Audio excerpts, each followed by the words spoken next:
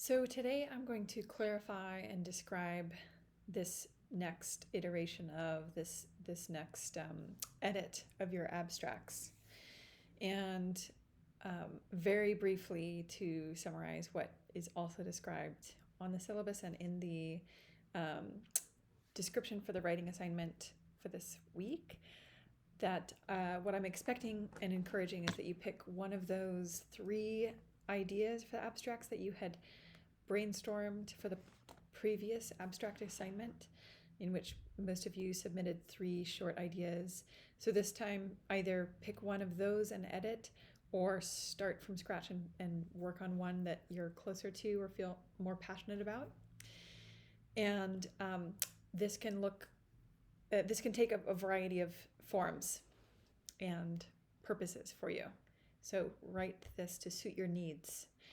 For those of you who will be turning in a thesis in the spring and will be expected to write an abstract, look to the thesis formatting guidelines for the exact length. I think I actually included it. I think it's 350 words, and it should not include citations or other quotes by other authors. Of course, your essay should, but not your abstract. And that the abstract should sort of give a brief overview and a hook for your reader for what, where, who, why. Maybe not all of those. Who, why, where.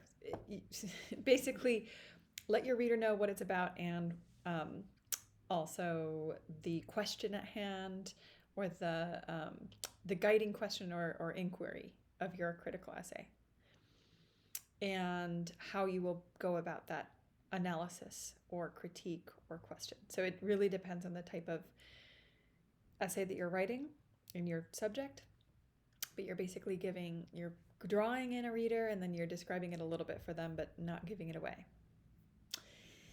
It's a teaser. So those of you who are not writing a thesis, and I know that's true for the certificate students, or if you would rather write your abstract for a different project, such as another creative project, a different manuscript, related or unrelated to what you've written for this school, right? So the abstract can be useful to you for many reasons. So those of you who will be required to write it for the thesis, great. I would suggest you do that.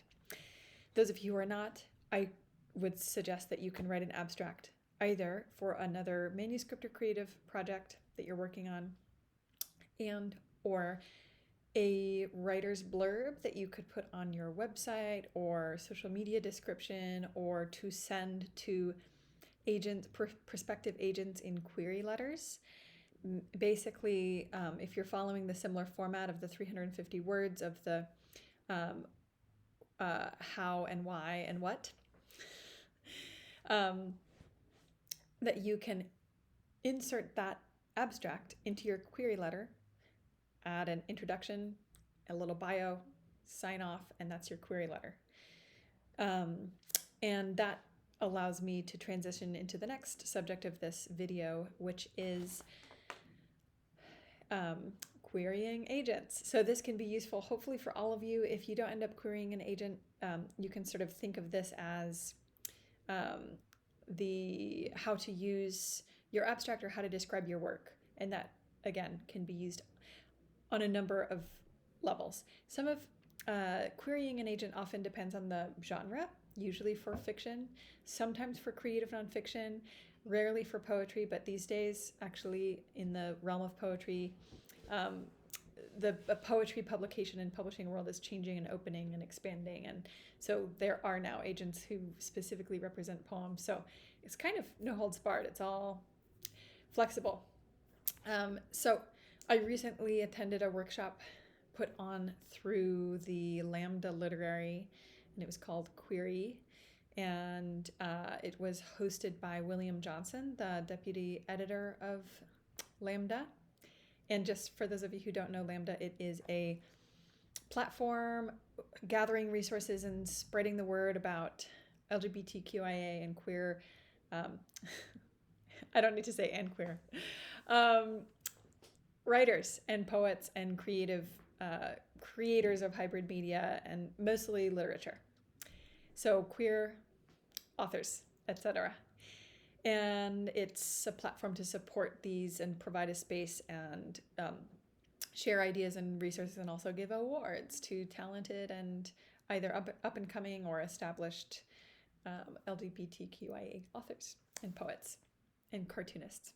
So they hosted this workshop, and it was with William Johnson, the editor or deputy manager of Lambda, as well as Kent D. Wolf, who is a agent with Neon Literary, which is a New York agency, and with Anna Latimer. So the two agents make up the Neon Literary Agency. So this talk that Kent Wolf was putting on with William Johnson of Lambda Literary was about how and why to query an agent. And the reason why I'm describing this to you is so that you can see how you could possibly use this abstract. One use of the abstract is in a query. So thesis, query letter, website, however you need to use it, or however you need to conceptualize that in order to write and edit this. So I'll just give a really brief overview, and hopefully this can be helpful of just putting into context how you would use the query letter in this specific case.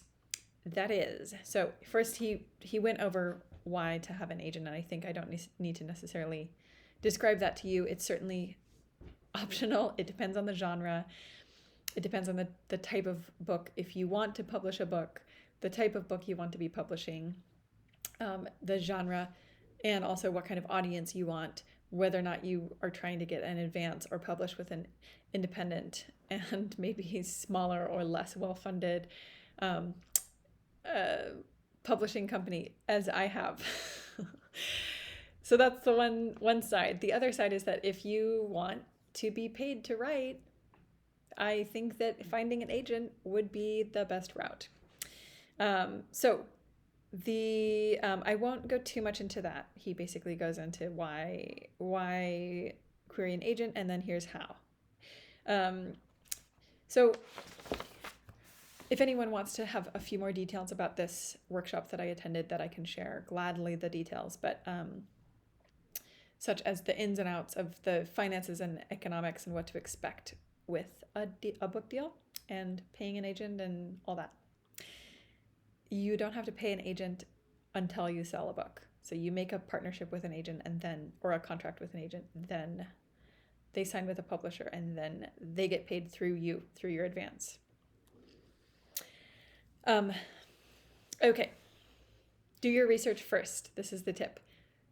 Choose your agent wisely, the agent that you want to be querying or pitching your novel or manuscript to.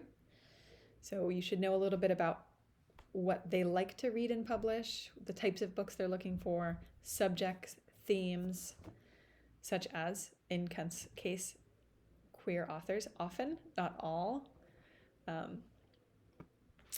Experimental prose he's into, and so, what style of book are they looking for to represent? 2, flattery goes a long way. So describing books that you admire that they have signed the authors of works, according to Kent. Frame of reference. So finding comp titles, so comparing your manuscript to other previously published or existing titles. And they should be only 2 or 3 of those comp titles, not 5, not 6, and be realistic. But also think of books that either are of a similar style or genre or approach or message, something like that.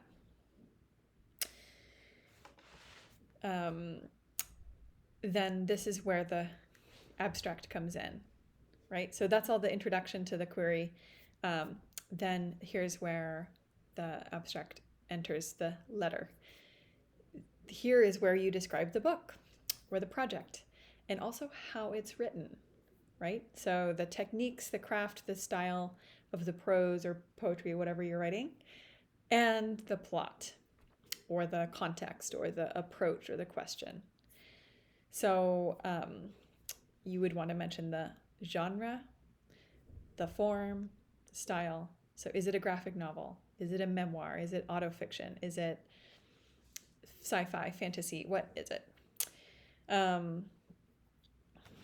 As well as the structure and format. Is it in mini vignettes? Is it all continuous? Is it chronological? Is it nonlinear? So you want to mention some of those things. That would also be true for the abstract. So if you're writing this abstract about your thesis or your book project, you'd want to describe those types of details. Then in the query letter, then you would want to give a brief bio. And I am emphasizing brief. You do not want to copy and paste from your resume or CV. Just give them where you studied if that's important to you, and your degree if that's important to you. That's not always what they're looking for, but if you feel like that's part of you, include that. If you've published, where you've published, if you have previous books or articles or essays or stories, and a little bit of a personal note, where you're from or what's guiding you, what's motivating you, or something more lighthearted and personal, like you run marathons every weekend. I don't know.